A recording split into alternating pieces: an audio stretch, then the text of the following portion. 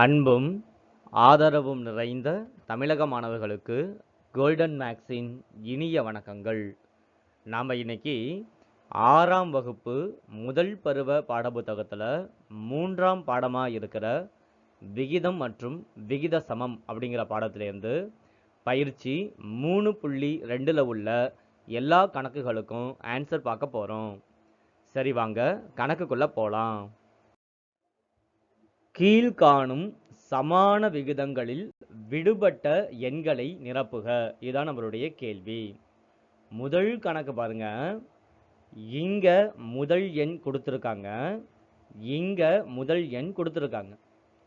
இங்க 3 எதால பெருக்குனா 9 வரும், 3 3ஆல பெருக்குனா 9 வரும். ஸோ அதே 3 5ஓட பெருக்குங்க. ஸோ 5 3ஆல பெருக்குனா நமக்கு கிடைக்கிறது என்னது? 15. இதுதான் நம்மளுடைய ஆன்சர். இரண்டாவது கணக்கு பாருங்க. இங்க இரண்டாவது எண் தான் ரெண்டுத்துலையும் கொடுத்துருக்காங்க. ஸோ 5 எதால பெருக்குனா 10, 5 2ஆல பெருக்குனா 10. அப்போ இங்க இருக்கிற 4ஐயும் 2ஆல பெருக்கணும். 4 2 8. ஸோ 8:10 தான் நம்மளுடைய ஆன்சர். இங்க முதல் எண்ணும் தான் கொடுத்துருக்காங்க. 6 எதால பெருக்குனா 1 அப்படின்னா நமக்கு ஆன்சர் வராது. ஸோ அப்படியே ரிவர்ஸ் எடுத்துக்கோங்க. 1 எதால பெருக்குனா 6, 6ஆல பெருக்குனா 6. அப்போ அதே போல 2 பெருக்குங்க. 6 2 12. ஸோ இங்க விடுபட்ட எண் 12. சரி, வாங்க அடுத்த கணக்கு பார்க்கலாம். அட்டவணையை நிறைவு செய்க. 1 அடி அப்படிங்கிறது 12 அங்குலம். 2 அடி அப்படிங்கிறது இந்த 12 2ஆல பெருக்கி 24 அப்படின்னு போட்டிருக்காங்க. 3 அடி அப்படிங்கிறது எத்தனை அங்குலம் அப்படின்னு கேள்வி கேட்டிருக்காங்க. இங்க எப்படி இந்த 12 2ஆல பெருக்கி 24ன்னு போட்டாங்களோ அதே போல இங்க 12 3ஆல பெருக்கி போடணும். ஸோ நமக்கு கிடைக்கிறது 12 3 36. அப்ப 3 அடி அப்படிங்கிறது 36 அங்குலம். சரி, அப்போ 72 அங்குலம் அப்படிங்கிறது எத்தனை அடி அப்படின்னு கேட்குறாங்க. நல்லா கவனிங்க. 12ஆம் வாய்ப்பாடில் 12 ஒரு வாட்டி வரும், 12ஆம் வாய்ப்பாடில் 24 2 வாட்டி வரும், 12ஆம் வாய்ப்பாடில் 36 3 வாட்டி வரும். அப்போ 12ஆம் வாய்ப்பாடில் 72 எத்தனை வாட்டி வரும்? 6 வாட்டி. 12 6ஆல பெருக்கி பாருங்க. ஸோ 72 நமக்கு கிடைச்சிடும். அப்போ 72 அங்குலம் அப்படிங்கிறது 6 அடி. இரண்டாவது கணக்கு பார்ப்போம். 28 நாட்கள் அப்படிங்கிறது 4 வாரம்னு கொடுத்துட்டான். ஒரு வாரத்துக்கு எத்தனை நாட்கள்? 7 நாட்கள். அப்போ 4 7ஆல பெருக்கி பாருங்க, 28 வந்துடும். இல்லை இப்படி கூட சொல்லலாம், 28 7ஆல வகுத்து பாருங்க, 4 வந்துடும். ரெண்டுத்துல நம்ம எதை வேணாலும் எடுத்துக்கலாம். அதே போல இங்க 3 எதால பெருக்குனா 21 வரும், 7ஆல பெருக்குனா வரும். 21 7ஆல வகுத்தா 3 வந்துடும். இப்போ நான் மேலே உள்ள நம்பர் கண்டுபிடிக்கணும்னா இப்படி யோசிக்கிறது நமக்கு ரொம்ப ஈஸியாக இருக்கும். ஸோ 2 எதால பெருக்கணும்? எல்லாத்துலேயுமே 7ஆல தான் பெருக்கிட்டு வரோம். ஏன்னா இது வாரங்கள். அப்போ 2 வாரத்துக்கு எத்தனை நாள் அப்படின்னு கண்டுபிடிக்கணும்னா 2 7ஆல பெருக்கணும். 2 7 14. இப்போ 63 நாட்கள் அப்படிங்கிறது எத்தனை வாரம் அப்படின்னா மேலேருந்து கீழே போனால் வகுத்தல் ஈஸியாக இருக்கும். 7ஆல வகுத்துடுவோம். 63 7ஆல வகுத்தா 9 வாட்டி வரும். ஏன்னா 9 7 தான் 63. சரி வாங்க அடுத்த கணக்கு பார்க்கலாம். சரியா தவறா என கூறுக. 5:7 என்பது 21:15க்கு சமான விகிதம் அப்படின்னு சொல்றாங்க. இந்த சமான விகிதமா அப்படின்னு கண்டுபிடிக்கிறதுக்கு 2 வழிகள் இருக்கு. என்ன அப்படின்னா, முதல் வழி, இது எளிய விகிதமா அப்படின்னு பார்க்கணும். இது ஒரு எளிய விகிதம். ஏன்னா 5ம் 7ம் ஒரே வாய்ப்பால்ல வராது. இது எளிய விகிதமா? இல்ல. அப்ப எளிய விகிதமா மாத்தணும். என்னது? 21:15 ரெண்டுமே 3ஆம் வாய்ப்பால்ல வரும். இது 7 3 21. இது 5 3 15. 5:7ங்கிறதும் 7:5ங்கிறதும் ஒண்ணா? ஒண்ணு கிடையாது. ஸோ இது சமான விகிதம் கிடையாது. ஆனா இவங்க சமான விகிதம்னு கொடுத்ததுனால இது தவறு. இத இன்னொரு விதமாகவும் கண்டுபிடிக்க முடியும். எப்படி? இங்க முதல் நம்பர் பாருங்க 5, இங்க முதல் நம்பர் பாருங்க 21. 5ஆம் வாய்ப்பாடுல 21 வருமா? வரத்துக்கு வாய்ப்பே கிடையாது. ஸோ இது சமான விகிதமா இருக்கிறதுக்கான வாய்ப்பே கிடையாது. கண்டிப்பா முதல் எண் 2ம் ஒரே வாய்ப்பாட்டில் வரணும். ஸோ 5ம் 21ம் ஒரே வாய்ப்பாட்டில் வராது. ஸோ இது சமான விகிதம் கிடையாது. இரண்டாவது கணக்கு, 40ஐ 3:2 என்ற விகிதத்தில் பிரித்தால் கிடைக்கும் மிக பெரிய பகுதி 24 ஆகும். 40ஐ 3:2ன்னு பிரிக்கிறாங்க. அதாவது ஒரு ஆளுக்கு 3 பங்கும் இன்னொரு ஆளுக்கு 2 பங்காவும் பிரிக்கிறாங்க. இதுக்கு என்ன அர்த்தம்? மொத்தமா 5 பங்கா பிரிக்கிறாங்கன்னு தானே அர்த்தம். அப்போ 40ஐ 5 பங்கா பிரிச்சா எவ்வளவு வரும்? 8 5 40. ஒரு பங்குக்கு 8 வரும். இங்க என்ன சொல்லியிருக்காங்க? 3:2ன்னு சொல்லியிருக்காங்க. ஸோ 3 பங்கு 8, 2 பங்கு 8 பெருக்கி பாருங்க. 8 3 24, 8 2 16. 16 பெருசா 24 பெருசா? 24 தான் பெருசு. ஸோ 3:2 என்ற விகிதத்தில் பிரித்தால் கிடைக்கும் மிகப்பெரிய பகுதி 24ன்னு சொன்னது சரிதான். ஏன்னா நமக்கு பெரிய நம்பரா என்னதான் வந்திருக்கு? 24 தான் வந்திருக்கு. சரி வாங்க அடுத்த கணக்கு பார்க்கலாம். கீழ்காணும் விகிதங்களுக்கு 2 சமான விகிதங்களை எழுதுக. இது ரொம்ப எளிமையான கணக்கு. கொடுத்திருக்கிற விகிதம், இந்த விகிதத்துல உள்ள 2 உறுப்புகளையும் ஒரே எண்ணால பெருக்குனா நமக்கு ஆன்சர் வந்துடும். ஸோ நான் ரெண்டுத்தையுமே 2ஆல பெருக்க போறேன். 2ஆல பெருக்கி பாருங்க. 2 6, 2 2 4. ஸோ 6:4 அப்படிங்கிறது 3:2னுடைய சமான விகிதம். இப்போ இன்னொரு விகிதம் கண்டுபிடிக்கணும். ஏன்னா இங்க 2 விகிதம் அப்படின்னு கொடுத்துட்டாங்க. ஏற்கனவே 2ஆல பெருக்கிட்டேன். ஸோ திரும்ப 2ஆல பெருக்க வேண்டாம். வேற ஒரு எண்ணால பெருக்கலாம். 3ஆல பெருக்கிறேன். 3 3ஆல பெருக்கினா 9, 2 3ஆல பெருக்கினா 6. ஸோ 6:4 ஒரு சமான விகிதம், 9:6 ஒரு சமான விகிதம். சரி, இரண்டாவது கணக்கு பார்ப்போம். இரண்டாவது கணக்கும் அதே போல தான். 2ஆல பெருக்குவோம் 2:12.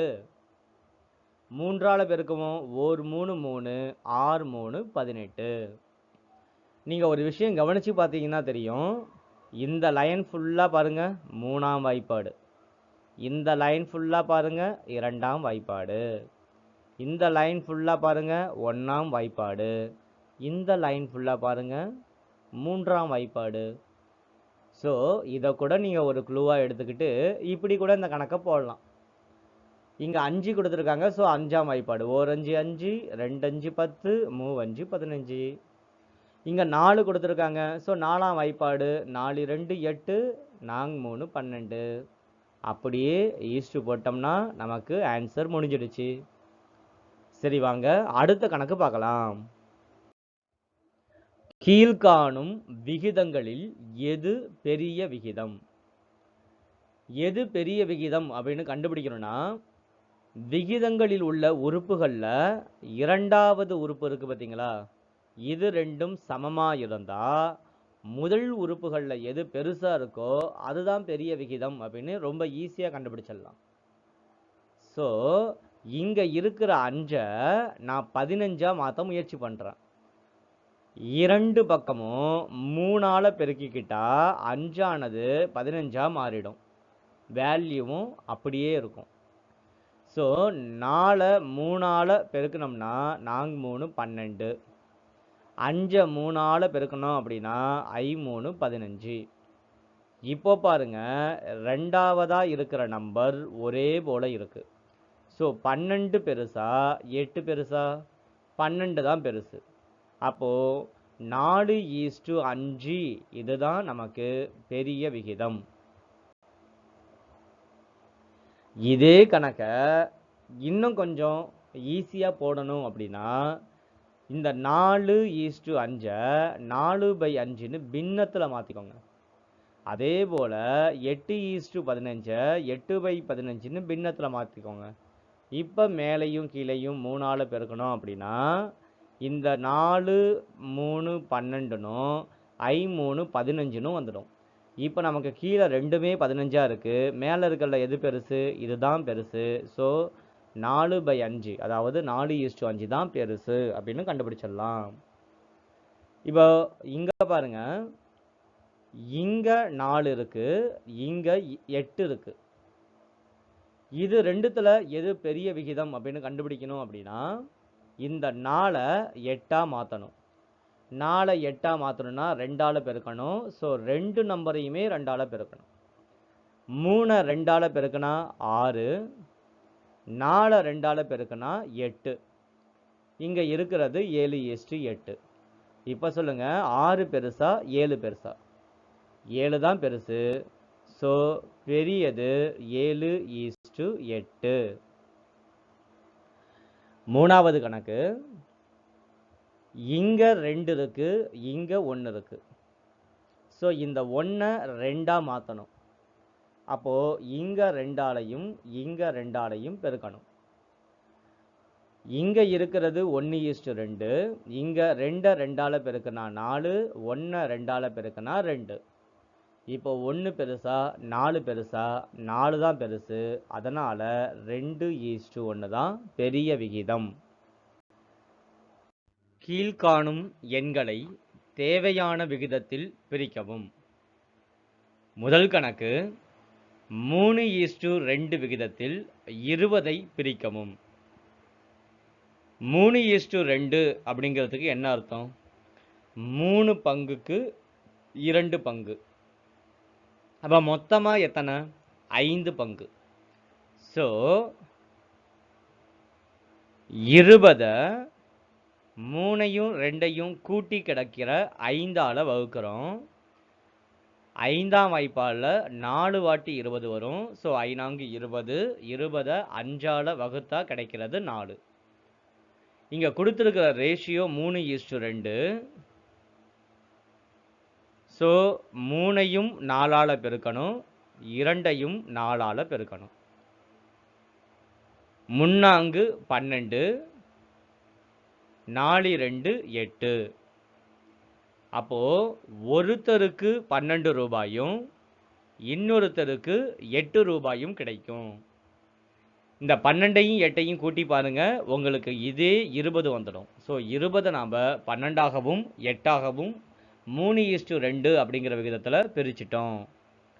இப்போ இரண்டாவது கணக்கு, 4:5 என்ற விகிதத்தில் 27ஐ பிரிக்கவும்.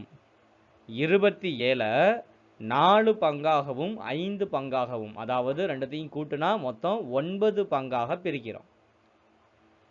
9ஆம் வாய்ப்பாடில் 27 அப்படிங்கிறது 3 வாட்டி வரும். ஸோ 4:5 இதில் உள்ள 2 உறுப்புலையும் நாம் 3 பெருக்கிறோம். 4 3 12, I 3 15. 12ஐயும் 15ஐயும் கூட்டி பாருங்க. இங்க இருக்கிற 27 அப்படியே வந்துடும். ஸோ 27ஐ 4:5 அப்படிங்கிற விகிதத்தில் பிரித்தோம்னா 12:15. இதுதான் நம்மளுடைய ஆன்சர். சரி, மூணாவது கணக்கு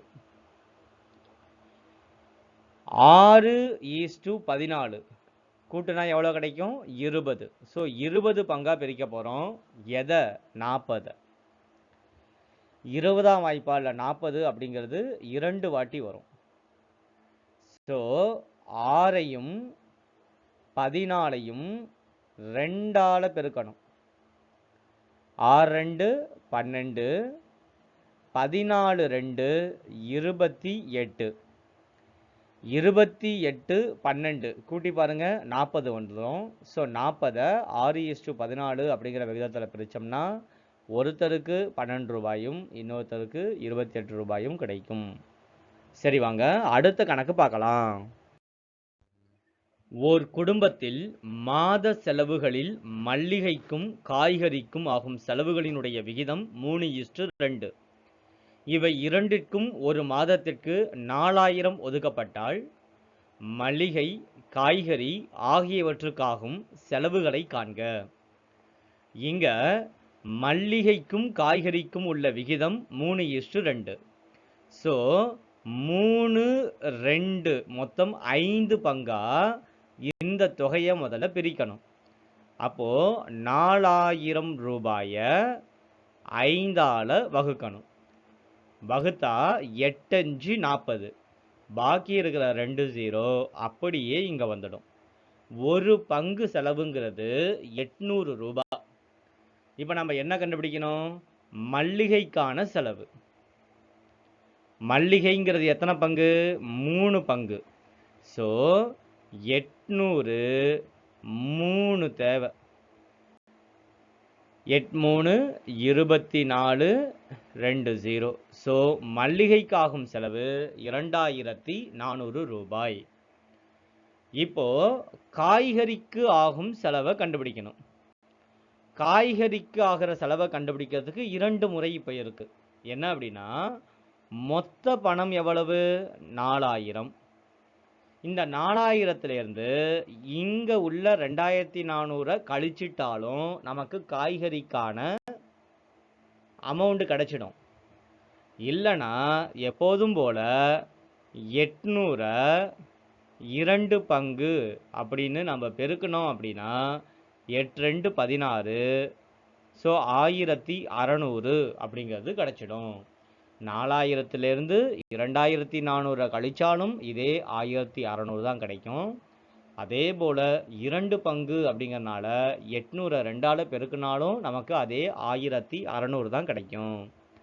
சரி, வாங்க அடுத்த கணக்கு பார்க்கலாம். 1:2 என்ற விகிதத்தில் 63 சென்டிமீட்டர் நீளமுள்ள ஒரு கோட்டுத்துண்டு 2ஆக பிரிக்கப்பட்டால் கோட்டுத்துண்டுகளினுடைய நீளங்களை காண்க.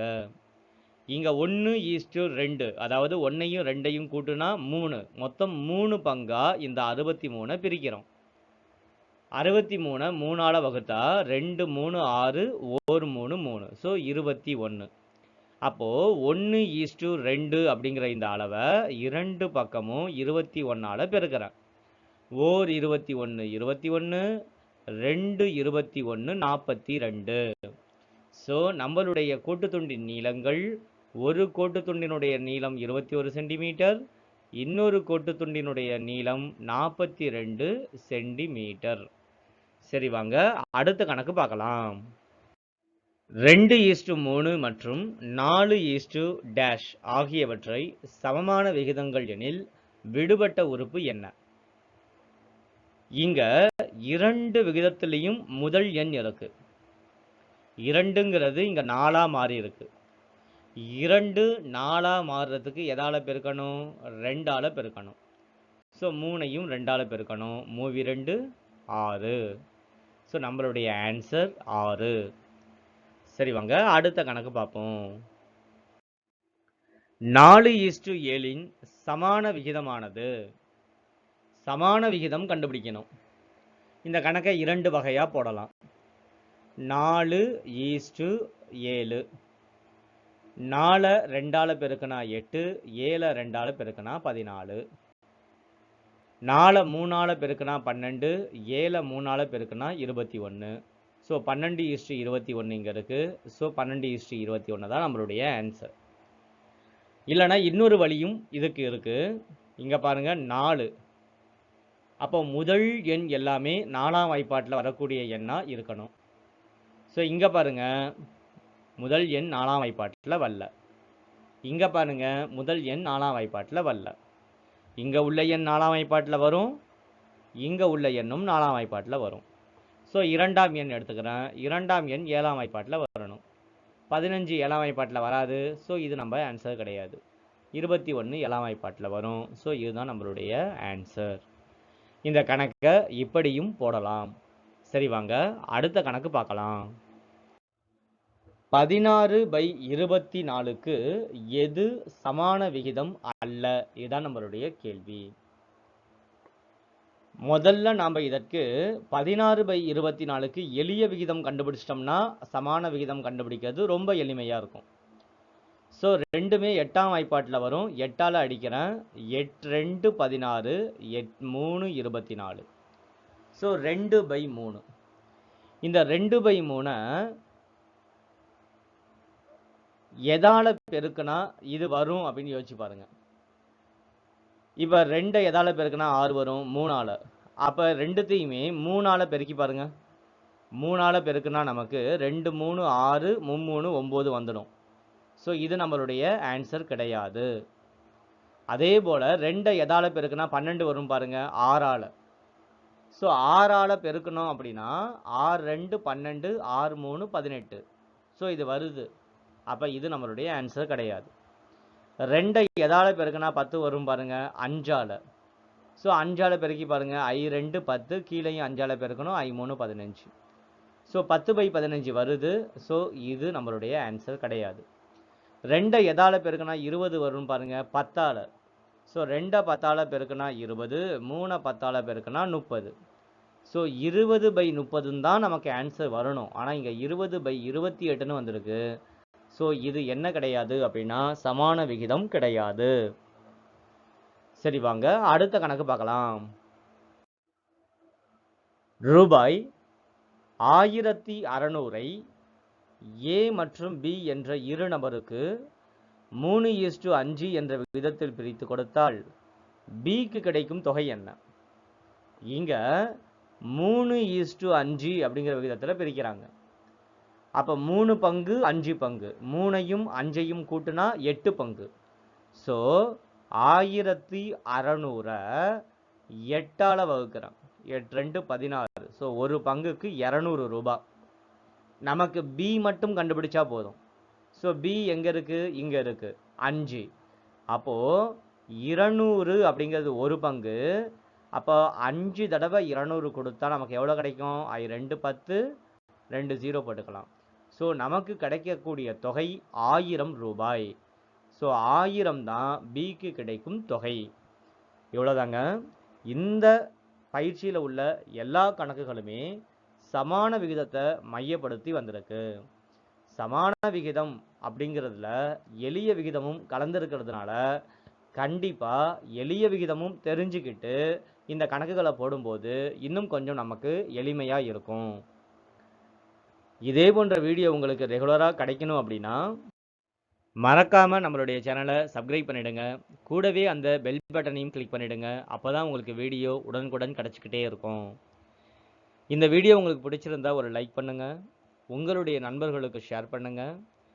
மீண்டும் உங்களை அடுத்த வீடியோவில் சந்திக்கிறேன். அதுவரை நன்றி, வணக்கம்.